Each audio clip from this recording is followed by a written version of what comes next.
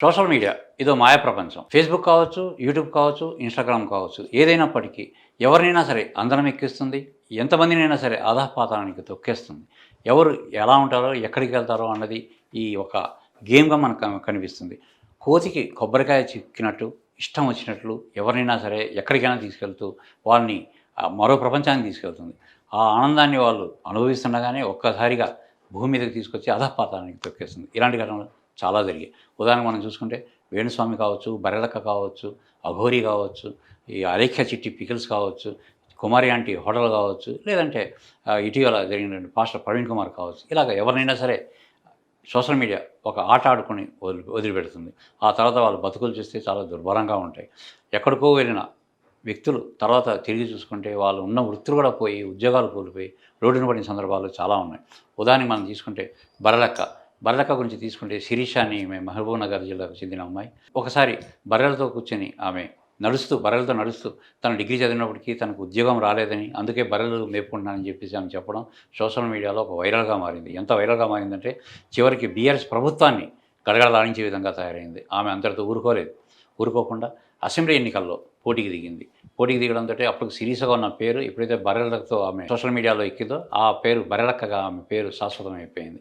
Social మీడియాలో వచ్చిన తర్వాత ఆమె అసెంబ్లీకి పోటీ చేయడంతో ఎక్కడెక్కడి నుంచో ఆమెకు మద్దతు పలకడం మొదలుపెట్టారు.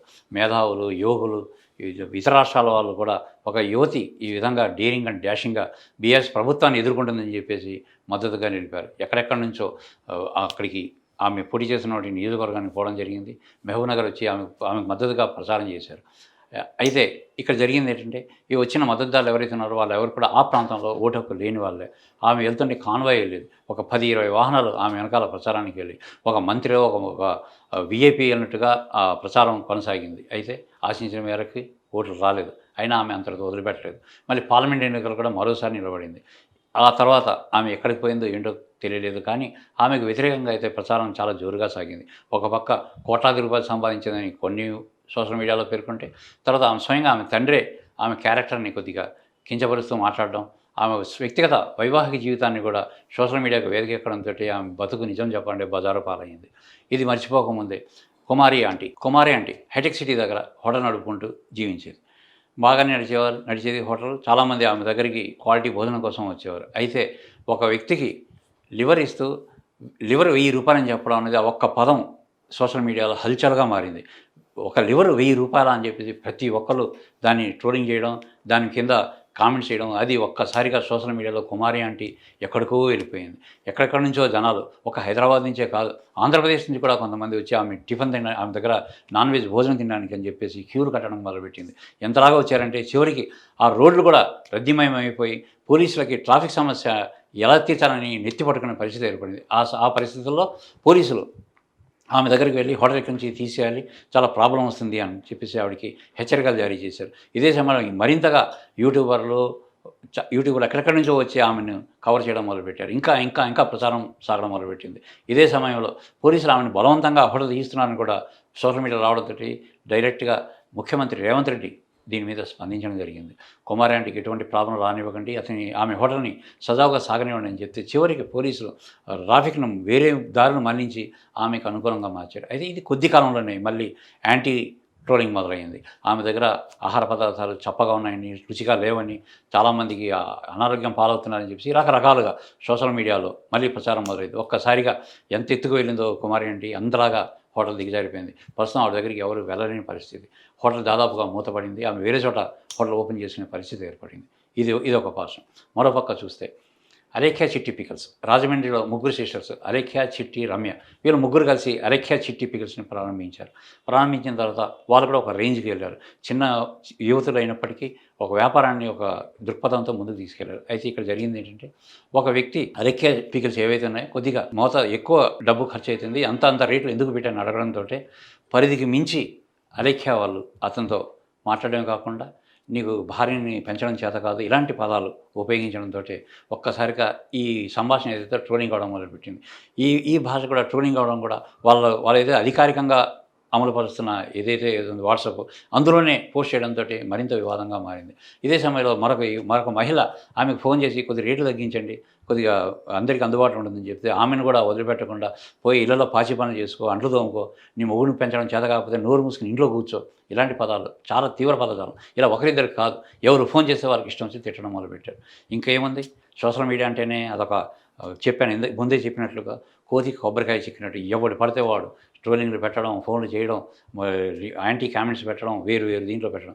దీనికి మీమ్స్ గ్యాంగ్ తోడైంది. ఆవిడ తిట్టిన తిట్లకు మరింత మసాలా పూసి సినిమాటిక్ దృశ్యాలతో దాంట్లో పెట్టి ఇంకా ఇంకా ఇంకా ఇంకా ప్రచారం చేయడం మొదలుపెట్టారు. చివరికి ఏమైందంటే మొత్తం వ్యాపారాన్ని ఆపేసి వాళ్ళు వెబ్సైట్ ఓపెన్ క్లోజ్ చేసేసి వాట్సాప్ నుంచి కూడా బయటకు వచ్చి మాకు ఈ వ్యాపారం వద్దురా దేవుడు అన్నట్టుగా ఆ పరిస్థితి వాళ్ళకి వచ్చింది. ఇకపోతే వేణుస్వామి జాతకాలు చెప్పడంలో దిట్ట. ప్రిడిక్షన్ ఆయన చెప్పిన చాలా వరకు జరిగేవి. 99% ఆయన చెప్పినట్టు జరిగేవి. అయితే సోషల్ మీడియా ఎంటర్ అయ్యి వేణుస్వామిని ఆకాశానికి ఎత్తేసింది. ఆకాశానికి ఎత్తడంతో ఆయన కింద భూమి మీద కాలున్నాయన్న విషయం మర్చిపోయి ఆయన ఇష్టం వచ్చినట్టుగా చెప్పడం మొదలుపెట్టారు. ప్రభాస్ని తిట్టడం, మంత్రులను తిట్టడం, ముఖ్యమంత్రిని తిట్టడం, పార్టీని మార్చడం, ఇలాగ ఇష్టం వచ్చినట్టు ఎన్నికల సమయంలో ఆయన సర్వేలు చేసినట్లుగా చెప్పుకుంటూ రావడం, ఇవన్నీ కూడా యాంటీ కావడం ఒక్కసారిగా మళ్ళీ యాంటీ ట్రోలింగ్ ఎప్పుడైతే వచ్చిందో మళ్ళీ ఆయన అధఃపతనానికి వెళ్ళిపోయాడు. ఈరోజు వేణుస్వామి ఎక్కడున్నాడు కూడా తెలియని పరిస్థితి అక్కడ మనకు కనిపిస్తుంది. ఇకపోతే అఘోరి గురించి మనం ఆలోచిస్తే అతను అఘోరి శ్రీనివాసరావు అని చెప్పేసి హైదరాబాద్ జిల్లాకు చెందిన అతను యువతిగా వేషం మార్చుకొని అఘోరిగా తయారయ్యి ఆయన రోడ్ల మీద తిరగడం మొదలుపెట్టాడు. ఒక కారు ఒకటి ప్రత్యేకంగా తయారు చేసుకొని గుడిలోకి వెళ్ళడం, పబ్లిక్తో మాట్లాడడం, అలాంటివన్నీ కూడా దాదాపుగా నగ్నంగా ఉండి ఆ బూడిద పూసుకొని తిరిగేవాడు. దీంతో అతను ఒక్కసారిగా హైలైట్ అయ్యాడు. అతనలో ఆమెనలో అర్థం కాని పరిస్థితి. ఎందుకంటే ఒక మహిళగానే అతను మనకు కనిపించేవాడు, అలాగే తిరిగేవాడు. దీంతో ఎవరికి కూడా అభ్యంతరం లేకపోయినప్పటికీ వాట్సాప్, సోషల్ మీడియా, తర్వాత ఫేస్బుక్, ఇన్స్టాగ్రామ్లలో ఎక్కడ చూసినా సరే అఘోరి ఎక్కడ చూసినా సరే ఆమె గురించే చర్చ. ఆమె కూడా దానికి తగ్గట్టుగానే ఇష్టం వచ్చినట్టు మాట్లాడడం ప్రారంభించింది. టెంపుల్స్కి వెళ్ళడం, ఆమె ప్రత్యేక దర్శనాలు లభించేవి.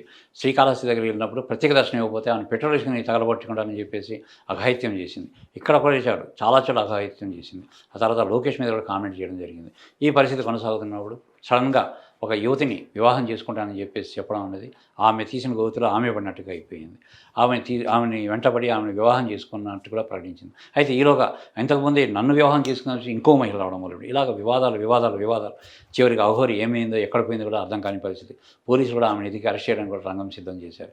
ఇలాంటి పరిస్థితులు అఘోరి ఎదుర్కొంది. ఇక చూస్తే పాస్టర్ ప్రవీణ్ కుమార్ హైదరాబాద్ నుంచి రాజమండ్రి వెళ్తూ ప్రమాదవశాత్తు లేదంటే దీనివల్ల వేరే కారణం వల్ల మొత్తం మీద మృతి చెందడం జరిగింది. అయితే దీన్ని సోషల్ మీడియా క్యాచ్ చేసి ట్రోలింగ్ చేయడం మొదలుపెట్టడంతో ఇది రెండు మతాల మధ్య ఘర్షణగా మారింది. ఈ సాధారణంగా పాస్టర్కు ఉన్న గౌరవాన్ని కూడా తీసివేసే విధంగా కామెంట్లు, వ్యాఖ్యానాలు, యూట్యూబ్ చిత్రాలు, యూట్యూబ్ దృశ్యాలు అన్నీ మొదలుపెట్టారు. ఎవడికి చూసింది వాడు కుట్ర జరిగిందని, ఒకడు తాగిపడిపోయాడని, ఒకడు ఇంకోటి జరిగింది. ఇలాగ మొత్తం మీద ప్రవీణ్ కుమార్ కుటుంబాన్ని కూడా రోడ్డుకి ఇచ్చిన పరిస్థితి మనం చూసాం. ఇలాగ సోషల్ మీడియాలో దృష్టిలో పడితే ఎవరు ఏమవుతారో కూడా అర్థం కాని పరిస్థితి. ఇకపోతే ప్రయాగరాజ్లో జరిగిన కుంభమేళ ఒక దేశాన్ని కాకుండా ప్రపంచవ్యాప్తంగా ఎక్కడ చూసేసరికి కుంభమేళకు సంబంధించిన వార్తలే కనిపించాయి. ఈ సమయంలో ఎవరో ఒక ఫోటోగ్రాఫర్ మొనాలిసా అని ఇండోర్ చెందిన యువతి పూసలు అమ్ముకుంటుంటే ఆమెకు ఫోటో తీసి తేనికల్ల మహిళ అని చెప్పేసి 4 పొగడతలు పెట్టి సోషల్ మీడియాలో పెట్టాడు. ఈ సోషల్ మీడియా ఎంతలాగా వైరల్ అయిందంటే ఎంతైతే ప్రయాగరాజ్ సంబంధించిన వార్తలు వచ్చాయో అంతకు రెట్టింపుగా మొనాలిసాని ఆకాశానికి ఎత్తేశారు. చివరికి ఆమె పూసలు అమ్ముకోవడానికి కూడా వీలైన పరిస్థితి అక్కడ ఏర్పడింది. ప్రజలంతా వచ్చి ఆమె మీద పడిపోయేవారు. ఒక్కరోజు కూడా ఒక్క పూస కూడా అమ్మని పరిస్థితి అక్కడ ఆమెకు ఎదురైంది. చివరిగా తల్లిదండ్రులు నెత్తి కొట్టుకుని ఎందుకు అమ్మ ఇలాంటి పరిస్థితి తీసుకొచ్చామని ఆమెని అక్కడి నుంచి బలవంతంగా మరి ఇండోర్కి పంపించడం జరిగింది. ఇది జరుగుతుండగానే బాలీవుడ్లో ఆమెకు అవకాశాలు వస్తాయని చెప్పేసి ప్రచారం జరిగింది. దీంతో ఒక దర్శకుడు ఆమెని సినిమా హీరోయిన్ చేస్తానని చెప్పేసి ఆమెను ముంబై తీసుకెళ్ళడం జరిగింది. ఇదే తరుణంలో ఎవరైతే ఆమెను ముంబై తీసుకెళ్లాడో ఒక అత్యాచారం కేసులో దర్శకుడు అరెస్ట్ కావడంతో ఆమె జీవితం కూడా అగమ్యగోచరంగా తయారైంది. ఇప్పుడు ఆమె పూసలు అమ్ముకోలేని పరిస్థితి, సినిమాలో నటించలేని పరిస్థితి, ఆమె జీవితం అగమ్యగోచరంగా మారింది. ఇలాగా ఒకప్పుడు ట్రోలింగ్ ఎక్కడికో వెళ్ళిన అంటే ప్రయాగరాజు కుంభమేళ వార్తల కంటే ప్రాముఖ్యత పొందిన మొనాలిసా ఈరోజు ఏమైపోయింది కూడా కనుమరుగైపోయిన పరిస్థితి ఇక్కడ మనకు కనిపిస్తుంది. ఇలాంటి ఉదాహరణలు ఎన్నెన్నో ఉన్నాయి.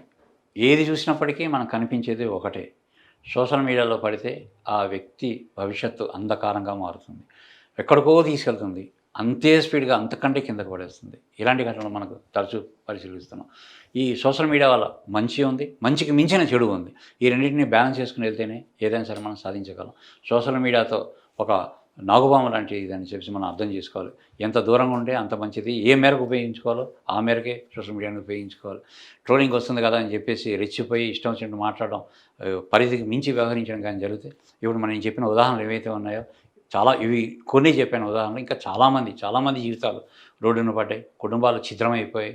బతకలేని పరిస్థితులున్నాయి. ఇలాంటి పరిస్థితులకు దూరంగా ఉండాలంటే సోషల్ మీడియాతో జాగ్రత్తగా ఉండాలని మాత్రం హెచ్చరికలైతే మనం స్పష్టంగా అర్థం చేసుకోవచ్చు.